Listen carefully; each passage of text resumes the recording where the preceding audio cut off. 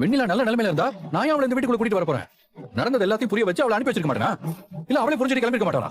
நான் ஏதோ வெண்ணிலா இன்னும் என் லவரா ட்ரீட் பண்ணிட்டு இருக்க மாதிரியே நீங்க பேசுறது எனக்கு சுத்தமா பிடிக்கல தாத்தா. இந்த பாருப்பா, நீ பேசுறதுலாம் நியாயமா தான் பேசுற. ஆனா எல்லா விஷயத்தையும் தர்க்க ரீதியா பார்க்க கூடாது. அவின்டா பேசுறதுக்கு சரியா தான் தெரியும். ஆனா யதார்த்தத்துல மனசால ஏத்துக்க முடியாது. இத பாரு, நான் சொல்றேன் தாத்தா தப்பா நினைக்காத. இதே காவேரி ஒரு பையனை விரும்பி இருந்து அந்த பையனுக்கு இப்படி ஒரு நிலைமை ஆகி உன் கண்ணு முன்னாடி காவேரி அவனை இப்படி கவனிச்சிட்டு இருந்தா நீ அதை ஏத்துக்குவியா? வாதத்துக்கு வேணா நான் தப்பா எடுத்துக்க மாட்டேன் நீ சொல்லலாம்.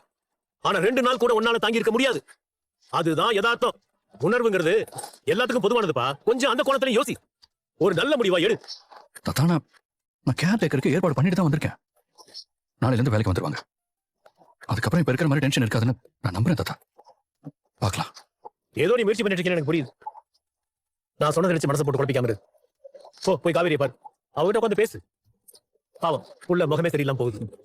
சரி, நான் போய் பேசுறேன்.